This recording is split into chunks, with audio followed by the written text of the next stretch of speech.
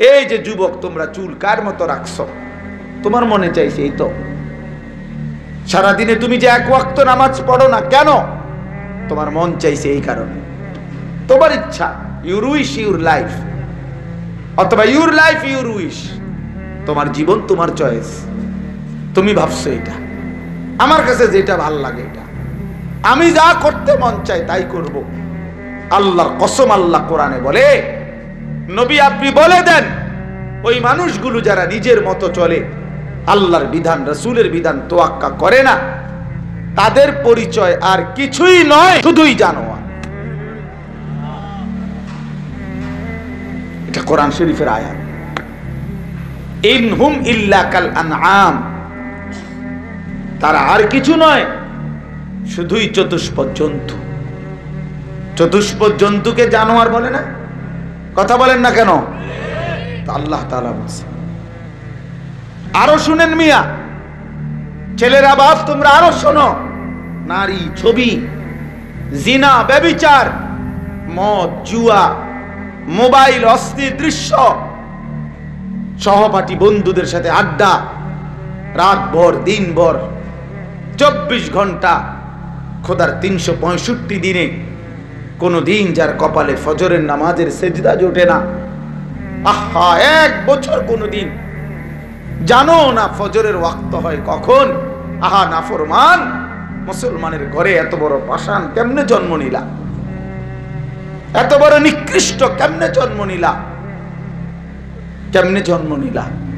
আল্লাহ কোরআনে স্পষ্ট বলছে সূরা আরাফের মধ্যে, ওয়াত্তাবা হাওয়াহু ফামাসালুহু কামাসালিল কালব। আল্লাহ তাআলা বলছে, মনের ইচ্ছা মতো যে চলে, নিজের মনে যা চায় তার অনুসরণ যে করে, খোদার কসম আল্লাহ কোরআনে বলে, তার উদাহরণ হলো, ওই ব্যক্তির দৃষ্টান্ত হলো কামাসালিল কালব, কুত্তার মতো, কুত্তার মতো, কুত্তার মতো, কুত্তার মতো। সরাসরি কোরআন শরীফ। আপনি রাগ করবেন? আল্লাহর সাথে কইলেন, অসুবিধা কি আমার? কিছু বললে উনাকে বলে কামাসালিল কালব। এখানে মাদ্রাসার হুজুর আছে, মসজিদের ইমাম আছে, আপনি একজন আপনার পাশের আলেমকে জিজ্ঞাসা করে দেখেন, এখন জিজ্ঞাসা কালব অর্থ কি, ওই বাচ্চা করে জিজ্ঞাসা কালবুন অর্থ কি? কুত্তা। কালবুন অর্থ কি? কুকুর। আল্লাহ বলছে, এজন্য যুবক ভাই মনে রাখো, নওজোয়ান মনে রাখো, পরিচয় শোনো তোমার, সেজদাবিহীন যেই যুবক, যার কপালে সেজদা নাই, তোর জীবন কুত্তার জীবন। হ্যাঁ, এরপরে যদি হাসো তো হাসো, অসুবিধা কি? জানোয়ার তো হাসতেই পারে। এরপরেও যদি ভাল লাগে যে না মাশাআল্লাহ, আমার একটা দারুণ শব্দে পরিচিত করে দিয়েছে, এই জন্য আমি খুশি, ঠিক আছে, খুশি, ঠিক আছে, অসুবিধা কি? কিন্তু আল্লাহ তোমার পরিচয় দিছে মনের ইচ্ছা মতো। 30 বছর মুসলমান সুদ খাইতে পারে না, মুসলমান লাগাতার হারাম করতে পারে না। বাপ, এরে মুসলমান বলে না, এরে মানুষ বলে না। ভুল মানুষের হবে, গুনাহ মানুষের হবে, আমারও আপনারও অপরাধ হবেই, গুনাহ হবেই। একটা হলো গুনাহ হওয়া, আর একটা হলো গুনার উপরে লাগাতার চলতে থাকা। পিছলা তো যে কেউ খাইতে পারে, কিন্তু এর মানে কি? এর মানে আপনি আজকে এটা, আপনি এখান থেকে আমার বাড়ি ওইখানে আধা কিলো, এখানে আমি গত 3 বার পড়লাম, এর লাগে বুঝি কি আমি প্রত্যেক দিন এখানে পড়বো? যে কোনো মানুষই তো বলবে, কিরে তোর কি কোনো আক্কল নাই? তোর বাড়ির রাস্তাটা তুই আজকে এত দিন চলাফেরা করস, তুই যে প্রত্যেক দিন উষ্টা খাস কেন? তুই বোঝস না এখানে একটা গাথা আছে? এটা বলবে কি না বলেন না কেন? তাহলে গুনাহ আমারও হবে, আপনারও হবে, আমারও হবে, আপনারও হবে। এক তো হইলেও গুনাহ হয়ে গেছে, আমি আবার তওবা করে নিছি, আবার এটা ছেড়ে দিছি, আবার আগের মতো আমল করতেছি। আর একটা হলো লাগাতার 30 বছর মিথ্যা, 20 বছর ধরে সুদ খায়, প্রতিদিন ওজনে কম দেয়, প্রতিদিন 2 নম্বরই ব্যবসা করে, মহিলা প্রত্যেক দিন বেপর্দা। হায় মুসলমান, প্রতিদিন আপনার ঘরে রঙিন টেলিভিশন চলে, নাচ গান, নাটক, সিনেমা, জিনা, ব্যভিচারের দৃশ্য। আপনার কথায় কথায় আপনি প্রত্যেক দিন গালি দেন, আগ করলেই আপনি গালি দেন। আপনি টেলিভিশন, নাটক, সিনেমা ছাড়া আপনার বিকাল সন্ধ্যা কাটে না। ছেলেটা সারাদিন মোবাইল, ছেলেটা সারাদিন নারীর ছবি, অস্থির দৃশ্য, লাগাতার প্রতিদিন বেনামাজি, মেয়েটা প্রতিদিন বেপর্দা। এটা তো শুধু গুনাহগার না দোস্ত, এটা শুধু পাপী না, এটা গাদ্দার, এটা গাদ্দার। এ সীমালঙ্ঘনকারী, এ বাড়াবাড়ি করছে, এ আল্লাহর সাথে বিদ্রুপ করে। আপনি নিষেধ করেছেন, আমি করবই। আপনি হারাম করেছেন, আমরে দেখাই দেব। আপনি সুদকে হারাম করলেন কেন? আমি খামু, আপনি কিনতেন পারেন। আল্লাহ বলে আইসো, কিনতে পারি। কাল্লা সাউফা তা'লামুন, খুব দ্রুতই কবরে আসলে তোমার আমি জানাবো আমি কি করতে পারি। আমি এখনো পারি বান্দা, কিন্তু আমি বড় রহমকারী, আমি বড় মেহেরবান। আমি অপেক্ষায় থাকি হায়াত থাকতে আমার বান্দা তওবা করে কিনা। আমি অপেক্ষায় থাকি কোনো রাত গভীরে আমার বান্দা এক ফোঁটা চোখের পানি ফেলে কিনা, পেছনের গুনাহ ছেড়ে দেয় কিনা। এই জন্য আমি নগদ শাস্তি দেই। কোরআন শরীফে আছে বাপ, আল্লাহ বলছে বান্দা আমি যদি চাইতাম নগদ শাস্তি দিতাম। মা তারাকা আলা যহরিহা মিন দাব্বা, তাহলে এই জমিনের মধ্যে একটা প্রাণীও ঘাড় সোজা করে হাঁটতে পারতো না। যদি একদিন রাত্রে আজকের গুনার কারণে আমারে আপনারে ফেরেশতা 2টা টানা ছটকনা দিত ঘাড় ছাইয়া, তাহলে আর কোনোদিন ঘাড় সোজা করতে পারতেন না, আর কোনোদিন পারতেন না। আল্লাহ দয়া করেছেন বলে, রহম করেছেন বলে ছেড়ে দিচ্ছে, কিন্তু আল্লাহ ছাড় দেয়, ছেড়ে দেয় না। যেই বাচ্চা আমরা আগে ছোটবেলায়, আপনারাও গুড়ি উড়াইছেন, আমরাও গুড্ডি উড়াইছি, এখন না নাই, আগে তো আমরা গুড্ডি উড়াইছি নাকি? গুড্ডির নিয়ম কি ছিল? গুড্ডি উড়ায় যে বাচ্চা তার হাতে নাটাই থাকে, সুতা ছাড়ে, এই পরিমাণ সুতা ছাড়ে, একটা সময় ঘুড়ি চোখের আড়াল হয়ে যায়, সুতা ছাড়ে, ঘুড়ি উড়ে, ঘুড়ি মনে করে আমারে বুঝি আর ঘরে নিবে না, এই আকাশেই আমি উড়ব না। সন্ধ্যা হলেই, অন্ধকার দেখা গেলেই এই বাচ্চা হাতের নাটাই আবার সুতা কঁটে, কারণ সে তো ঘুরিয়ে না ছাড়ছে, সুতা তো ছাড়ে নাই, নাটাই তো ছাড়ে নাই, নাটাই তো তার হাতে, সুতা না ছাড়ছে। তো একটু পরে আবার যখন সুতা কঁটা শুরু করে, হাতের ঘুড়ি হাতেই ফিরে আসে। রব্বুল আলামিন বলে বান্দা আমি তো 60 বছরের সুতা না ছাড়ছি, 70 বছরের সুতা ছাড়ছি, নাটাই তো ছাড়ি নাই, নাটাই তো আমার হাতে, মৌতের ফয়সালা তো আমার হাতে, আজরাইল তো আমার হাতে। আমি সময় হবে 1 সেকেন্ড আর দেরিও করব না, আজরাইল পাঠাইয়া তোমাকে নিয়ে আসো, নিয়েই আসো। কুল ইন্নাল মাউতাল্লাযী তাফিরুনা মিনহু ফাইন্নাহু মুলাকীকুম। আল্লাহ বলেন হে নবী আপনি বলে দেন, মৃত্যু থেকে তোমরা যেখানেই পলায়ন করো না কেন, মৃত্যু নিজেই তোমাদের সাথে সাক্ষাৎ করবে, তুমি ডাকতে হবে না, সেই আসবে। আইনামা তাকুনু ইউদরিকুমুল মাউতু ওয়ালাউ কুনতুম ফি বুরুজিম মুশাইয়াদা। আল্লাহ বলে একটি দুর্ভেদ্য প্রাচীর, দেওয়াল, যেটার ভিতরে একটা ছিদ্র নাই কেউ ঢুকবার মতো, তুমি যদি এর ভিতরেও আশ্রয় নাও, মৃত্যু তোমার সেখানেই পৌঁছে যাবে। অনিবার্য বাস্তবতা, এক চিরন্তন সত্য বাপ। আমি কিংবা আপনি বুঝেন কিংবা না বুঝেন, মরতেই হবে। খেয়াল করলেও মরে যাবেন, খেয়াল না করলেও মরে যাবেন, হাসলেও মরে যাবেন, কাঁদলেও মরে যাবে, সুখে থাকলেও মৃত্যু হবে, দুঃখে থাকলেও মৃত্যু হবে। অট্টালিকার রাজপ্রাসাদের লোকটারও মরণ হবে, জীর্ণ কুটির কুড়ে ঘরের লোকটারও মৃত্যু হবে। জীবনে যে কোনোদিন দুঃখ দেখে নাই তারও মরণ হবে, জীবনে যে কোনোদিন সুখ দেখে নাই তারও মরণ হবে। যেহেতু এটা আমাদের চিরন্তন বাস্তবতা, প্রিয় যুবক ভাই, সন্তান আমার, ছেলেরা আমার, আমার বাপ, এমন সুন্দর বয়সে নষ্ট হওয়া মানায় না। এমন সুন্দর বয়স, যে বয়সে শরীর স্বাস্থ্য সবল, চোখ নাক কান হাত পাও সব ঠিক আছে, ওই বয়সে আল্লাহকে একটি সেজদাও না দেওয়া এত বড় গাদ্দারি মানায় না, মানায় না, এটা উচিত না। আমার ছেলেরা, আমার বাবারা, এই নওজোয়ান মুসলমানের এই করুণ পরিণতি দেখলে, এত রক্তের উপরে দেখার পরেও তুমি এখনো ওই নারী ছবি, মোবাইল, অশ্লীল দৃশ্য নিয়েই ব্যস্ত আছো। এখনো তোমার কপালে মালিকরে একটা সেজদা দেওয়ার প্রয়োজন বোধ করলা না।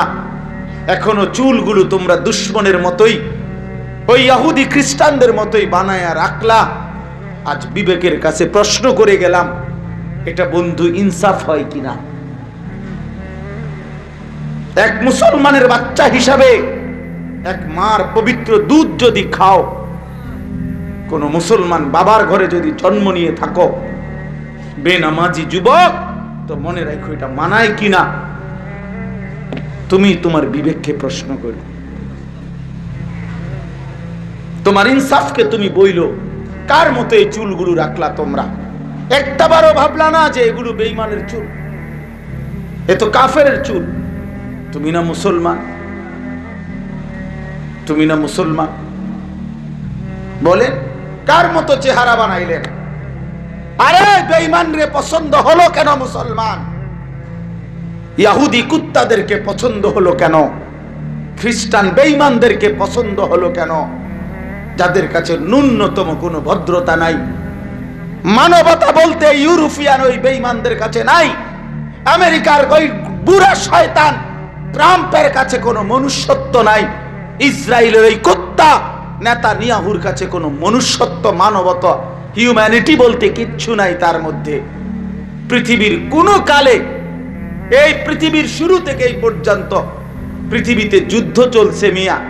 সর্বযুগেই পৃথিবীতে যুদ্ধ ছিল, যুদ্ধ আছে, কিন্তু পৃথিবীর কোন ধর্মে, কোন জাতিতে যুদ্ধ নীতিতে নারী, শিশু, বৃদ্ধকে হত্যা করা পৃথিবীর সমস্ত যুদ্ধ নীতিতে নিষিদ্ধ।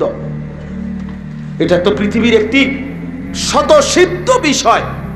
অথচ এই কুত্তা বেঈমান, এই নর পশু পিশাচরা, যারা মানবতার কলঙ্ক, তারা নারী, শিশু, বৃদ্ধকে এইভাবে অকাতরে হত্যা করছে। এটা পৃথিবীর কোন নীতিতে, ভদ্রতার কোন নীতিতে পড়ে মিয়া? তাহলে এরা মানুষ কিভাবে? বলো, এরা কিসের মানুষ? বলো ভাইয়া, এরা মানুষ কিভাবে? যাদের কাছে মানবতার সামান্য সংজ্ঞা বলতে কিছু নাই। ওরা কিসের মানবতা শিখাবে আমাদেরকে? ওরা কিসের ভদ্রতা? দুইটা লাইন শুদ্ধ কথা বললে আর তিনটা লাইন ইংরেজি বললেই ভদ্রলোক। হ্যাঁ, আচ্ছা, আমরা মনে করছেন এটা দুই লাইন শুদ্ধ কথা বলে আর ইংরেজি বলে দুই চারটা, উনি খুব ভদ্রলোক। উনি তো মোতে খারাইয়া ভদ্রলোক হয় কেমনে? উনি তো সুদের টাকা, ঘুষের টাকা ছাড়া চলে না। সে ভদ্রলোক হয় কেমন? সে হারামখোর। হারামখোর ভদ্রলোক হবে কেন? সুদখোর ভদ্রলোক হবে কেন? ঘুষখোর ভদ্রলোক হবে কেন? অবৈধ উপার্জনকারী সে ভদ্রলোক হবে কেন বেটা? কেন ভদ্রলোক হবে? এই জন্য দয়া করে আমি অনুরোধ করছি, রাত অনেক গভীর, এই গভীর রাতে আমি তিনটা আয়াত পড়ছি। এই আয়াতের তর্জমা আপনাদেরকে শোনাচ্ছি। এই আয়াতের মূল বক্তব্য হল এই কথাটা। আল্লাহ তাআলা বলছে, বান্দা, মুনাফিকের চিহ্ন আমি বলে দিয়েছি, তুমি নিজেকে মুনাফিক বানাইও না। নিজের জবান আর নিজের দিল আর নিজের সারা দেহকে জবানে উচ্চারণ করলা মুমিন, এই জবানে বললে আমি আল্লাহরে মানি, আখিরাতকে মানি, অথচ সারা অঙ্গে নিজের জীবনে আচরণে ঈমান ইসলামের কোনো নমুনা নাই। আল্লাহ বলেন এমন মুনাফিকি আচরণ করো না, আমি তোমার ঈমানদার হিসাবে গ্রহণ করব না, গ্রহণ করব না। আমি শেষ করে দিচ্ছি, আপনাদের কাছে অনুরোধ, আমার ছেলেরা তোমাদের কাছে অনুরোধ, বাবারা আপনাদের কাছে অনুরোধ, নিজের জবান, নিজের দিল এবং নিজের সারা দেহ দিয়ে আপনার ঈমান আপনি প্রমাণ করতে হবে, আপনার ইসলাম আপনি প্রমাণ করতে হবে। আখিরাত মামুর বাড়ি না, হাসরের মাঠ আমনে চাচার শ্বশুর বাড়ি না। এটারে এত খামখেয়ালি মনে করেন না, এত খামখেয়ালি মনে করেন। হাউজে কাউসারের পানি মিনারেল ওয়াটারের বোতল না যে কইলে দিয়া লাইব 15 টাকা না। সুপারিশ নবী সাল্লাল্লাহু আলাইহি ওয়াসাল্লামের এত মামুলি না। আপনি কিতাব পড়েন, আপনি শুনে দেখেন, নবীজি এ কথা বলছে আমাদেরকে যে উম্মত মৃত্যু পর্যন্ত তুমি চুরি, ডাকাতি, জিনা, ব্যভিচার, মদ, জুয়া, সুদ, ঘুষ এই গুনার উপরে টিকে থাকো, আমি তোমারে হাসরের ময়দানে সুপারিশ করে জান্নাত দেব। নবীজি এটাই তো বলছে নাকি? কথা বলেন না কেন? তো আপনি কি বুঝে নাফরমানি করছেন? হাউজে কাউসার পানি দেওয়ার জন্য কোনো নিয়ম কানুন নাই, বলেন চাচা, কোনো নিয়ম কানুন নাই? তাইলে এর কি কোনো নিয়ম নাই? এটা সহজ বিষয় হয়ে গেল। আজকে আমরা এটাকে সহজ মনে করে নিছি। সহজ মসজিদে টিয়া 20,000 দিছে, বেহেস্তর বুঝে গেছে। বাহ বাহ বাহ, বেহেস্ত কিতা? 2টা রুম আর একটা বারিন্দা নাকি? বেহেস্ত আপনি কি মনে করছেন? 4টা ফ্যান দিছেন মসজিদে, বেহেস্ত বুঝে গেছে? বেহেস্ত কি? 2টা রুম আর একটা বারিন্দার নাম বেহেস্ত নাকি? তা আপনি এটা কি মনে করছেন? 20,000 টাকা দিয়ে বেহেস্ত কিনা লাইছেন? হ্যাঁ, 90 বছরের বুড়া মিয়া সারা জিন্দগির গুনাহ থেকে ছুটের তওবা করার নিজের কোনো নামও নাই, খবরও নাই, বুড়া হয়ে গেছে, বাঁকা হয়ে গেছে, এখনো বিড়ি খায়, এখনো কথায় কথায় গালি দেয়, এখনো রঙিন টেলিভিশনে সাদওয়ানে বইয়া থাকে। আর যেদিন অসল হইয়া যায়, লম্বা হইয়া চিত্তিয়া যায়, একবারে দম টানে। এবার হুজুর আনছে 200 টাকা দিয়া, টিয়া 200 দিয়া হুজুর রে কইতে, হুজুর আব্বারে গুদ্দুর তোবা পড়াইয়া দেন, এই টাকা 200 দিয়া বেহেস্তটা বুঝাইয়া দেন। বাহ, বেহেস্ত ইমাম সাহেবের আব্বার সম্পত্তি। হ্যাঁ, ইমাম সাহেব বেহেস্ত টেন্ডার নিয়ে নিছে। আপনি কি ভাবছেন? আখিরাত তো মামুলি না, আখিরাত তো মামুলি না। আমার শায়েখ আল্লামা মুফতি মুশতাকুন নবী সাহেব বলে, আখিরাত এত কঠিন না যে আমল করলেও পাওয়া যাবে না, আবার এত সহজও না বিনা আমলে মিলে যাবে, বিনা আমলে মিলে যাবে। দয়া করে ভাবতে শিখেন, দয়া করে ভাবতে শিখেন, দয়া করে ভাবতে শিখেন। নিজের উপরে রহম করেন, নিজের উপরে দয়া করেন, নিজের উপরে ইনসাফ করেন ভাই, নিজের উপরে রহম করেন। মরতেই হবে বাপ, আখিরাতে যেতেই হবে, কবরে পৌঁছতেই হবে আপনাকে, দ্বিমুখী হবেন না। এই আয়াত আমি এবার তর্জমা বলি, তাইলে আমার কথা শেষ। সূরা বাকারার 8, 9, 10 এই 3টি আয়াত আমি আপনাদের সামনে পড়েছিলাম। সূরা বাকারা কোরআনুল কারীমের সবচেয়ে বড় সূরা, 286 আয়াত বিশিষ্ট এই সূরা। কোরআনুল কারীমের সবচেয়ে বেশি শরীয়তের বিধান এই সূরাতে আছে। ইসলামী শরীয়তের সবচেয়ে বেশি বিধান এই সূরাতে। তো এই সূরার শুরুতে আল্লাহ তাআলা মানুষকে গোটা পৃথিবীর 3 ভাগে ভাগ করছেন: মুমিন, কাফের, মুনাফিক। বলেন, 1 নাম্বার কি? মুমিন, কাফের, মুনাফিক। এই মানুষ 3 প্রকার সারা পৃথিবীর, সর্বসময় সর্বযুগে মানুষ 3 প্রকার: মুমিন, মুনাফিক, আরে কাফের, মুনাফিক।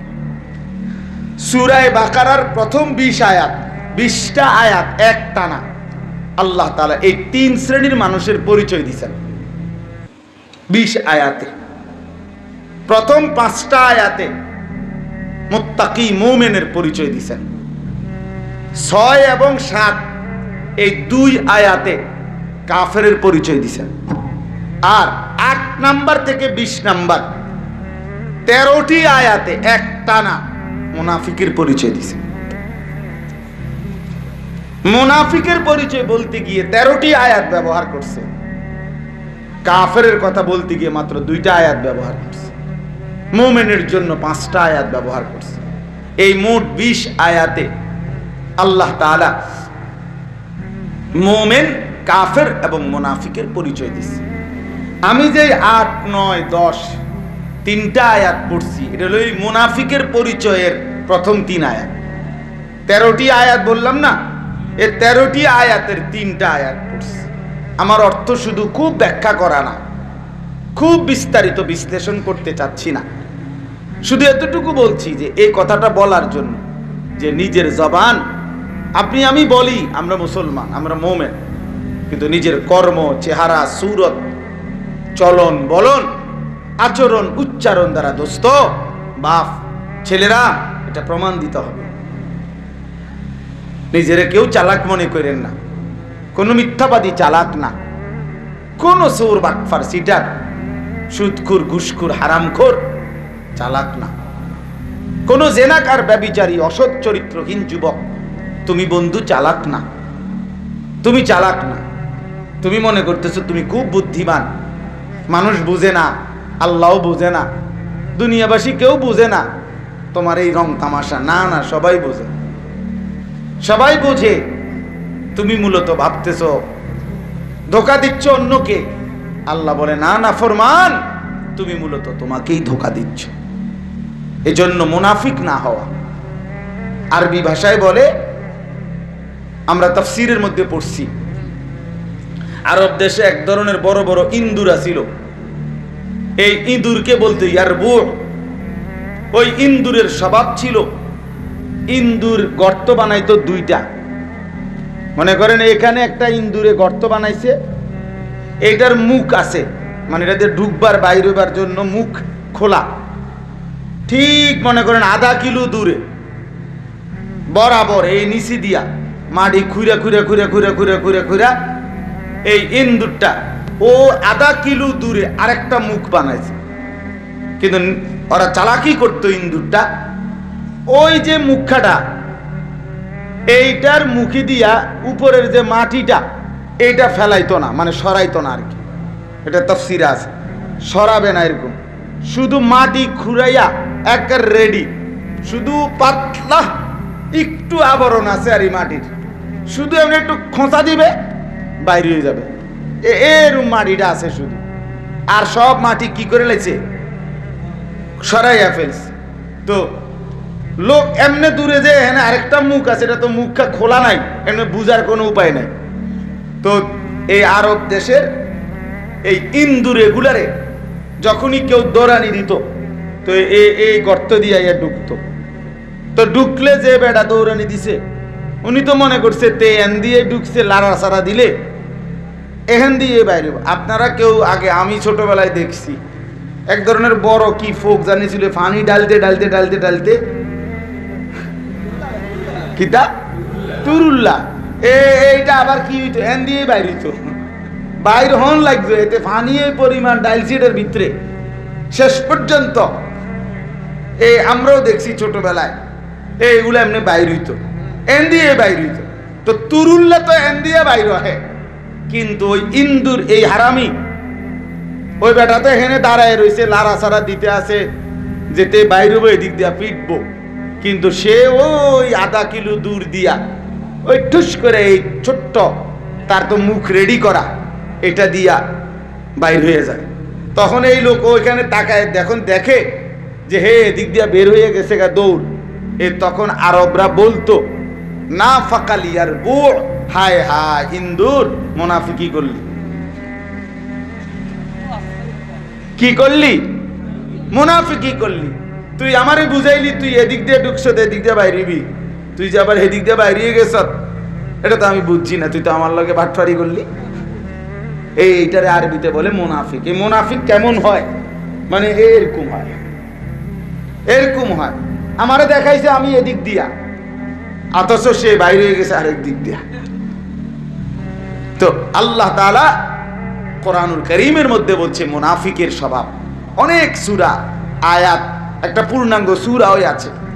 এই আয়াতে দেখেন আল্লাহ তাআলা বলেন মুনাফিকের পরিচয়, অমিনান নাসি মান ইয়াকুলু, কিছু মানুষ আছে যারা বলে আমান্না বিল্লাহি ওয়াল ইয়াউমিল আখির, আমরা আল্লাহর উপরে ঈমান আনলাম, আমরা আখিরাতের উপরে ঈমান আনলাম। দেখেন কথাটা খেয়াল করেন, আল্লাহ বলতেছেন যে সে নিজে বলতেছে আমি আল্লাহরে মানি, আখিরাতকে মানি, অথচ আল্লাহ নিজেই বলে ওয়ামা হুম বিমুমিনিন, আরে নাফরমান, আমি আল্লাহ বলছি তুই মুমিন না, আমি তোরে চিনি, তুই আইডি কার্ডে লিখলে কি, তুমি ভোটার আইডি কার্ডে লিখলে কি, আমি তোমারে চিনি, তোমার কলজা তো আমি জানি, তোমার দিলের হালাত আমি জানি, তুমি কি বুঝাইতে চাও? তুমি মুমিন? মুমিন 30 বছর মিথ্যা বলে, মুমিন 30 বছর সুদ খায়, মুমিন 30 বছর হারাম খায়, মুমিন প্রত্যেক দিন আল্লাহর নাফরমানি করে, কি বুঝাইতে চাচ্ছ? আমি বুঝি না। আল্লাহর জন্য বুঝো ওমা হুম বিমুমিনিন, এই নাফরমান, তোর জবান আর দিল তো বরাবর না, তোমার জবান আর কর্ম তো বরাবর না। এই জন্য যার জবান আর যার কর্ম বরাবর হয় না, সে মুনাফিকের আচরণ। এটা কিসের আচরণ? মুনাফিকের আচরণ। আপনারে আমি সরাসরি মুনাফিক বললাম না, কিন্তু মুনাফিকের আচরণ বললাম। আয়াতুন নিফাক এটা। আল্লাহ তাআলা বলেন ইউখাদিউন আল্লাহ ওয়াল্লাযীনা আমানু, এরা মূলত আল্লাহকে ধোঁকা দেয়, এরা ভাবতেছে আল্লাহকে ধোঁকা দিচ্ছে। ওয়াল্লাযীনা আমানু, এবং ভাবতেছে পাক্কা মুমিন যারা, তাদেরকে ধোঁকা দিচ্ছে। আল্লাহ বলেন ওয়ামা ইয়াখদাউনা ইল্লা আনফুসাহুম ওয়ামা ইয়াশউরুন, অথচ তারা মোটেই বুঝতেছে না বাস্তবিক অর্থে তারা নিজেকেই ধোঁকা দিচ্ছে। এই জন্য যুবক, তোমার জন্য এই পৃথিবী কেউ আটকাবে না, একদিন তুমি আটকায় যাবে, তুমি আটকায় যাবে। আমি সব সময় বলি এই পৃথিবীতে আল্লাহ পাক রব্বুল আলামিন প্রয়োজন পরিমাণ মুজাহিদ, আল্লাহর দ্বীনের জন্য সাচ্চা মুমিন সর্বযুগেই আল্লাহ তৈরি করেছেন, করবেন, করতে থাকবেন কিয়ামত পর্যন্ত।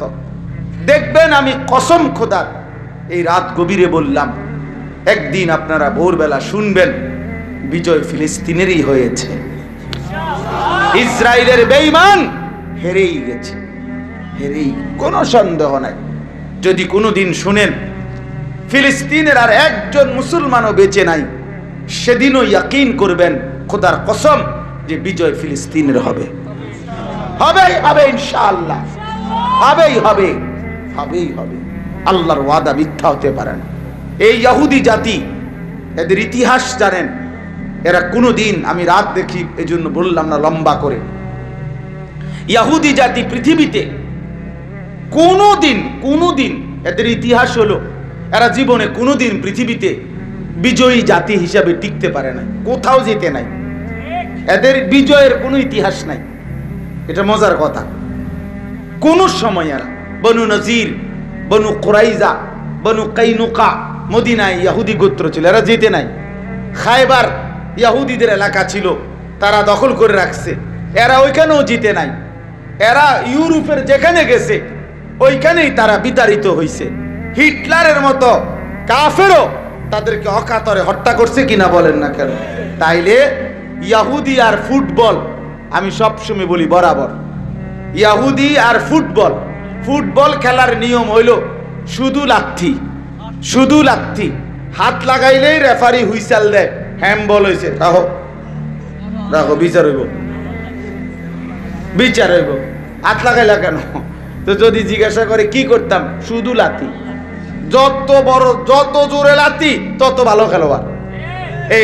এই ইহুদি খোদার কসম এই পৃথিবীতে তাদের আজীবনের ইতিহাস তারা শুধু লাথি খাইছে, এখনো লাথি খাবে ইনশাআল্লাহ, এখনো লাথি খাবে। এজন্য আমি বললাম বিজয় হবেই মুসলমানের। আল্লাহ প্রয়োজন পরিমাণ মোমেন, ইমানদার, মুজাহিদ, জানবাজ সৈনিক এই জমিন আল্লাহ তৈরি করবে। সারা পৃথিবীতে কালেমার বিজয় হবে। কিন্তু দেখার বিষয় হলো আমারে নিল কিনা আল্লাহ, তোমারে নিল কিনা আল্লাহ, এইটা হলো দেখার বিষয়। দেখার বিষয় চরিত্রহীন যুবক হয়তো তোমারে খোদা নিল না, তুমি ওই গুণের মধ্যেই পড়ে রইলা, নাফরমানির মধ্যেই পড়ে রইলা। আল্লাহ তার প্রয়োজন মাফিক মুজাহিদ মোমেন ঠিকই আল্লাহর জমিনে আল্লাহ ব্যবস্থাও করবেন, আর মোমেনের বিজয়ও আল্লাহ দান করবেন। এই জন্য আল্লাহ বলছে, এই শেষ আয়াত হলো ফি কুলুবিহিম মারাদুন ফাযাদাহুমুল্লাহু মারাদা। আল্লাহ তাআলা বলেন যারা মুনাফিক তাদের অন্তরের মধ্যে মূলত রোগ, অর্থাৎ তার অন্তরের মধ্যে মূলত কুফরি, তার অন্তরের মধ্যে মূলত নাফরমানি।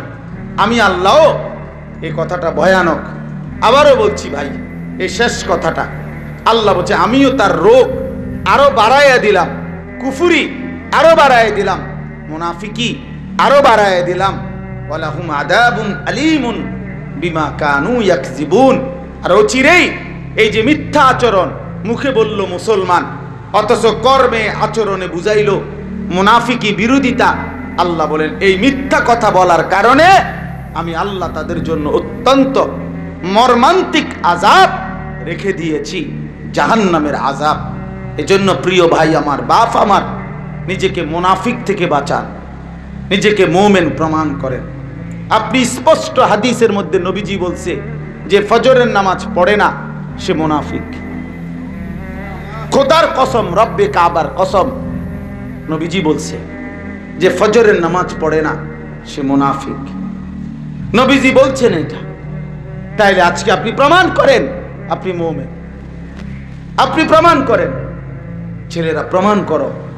এই জন্য বাপ, রাত গভীরে আমি আপনাদের কাছে বললাম আমাদের সমাধান আমাদের আল্লাহ। জাতিসংঘ, ইউরোপ কোনোদিনও আমাদের সমাধান করবে না।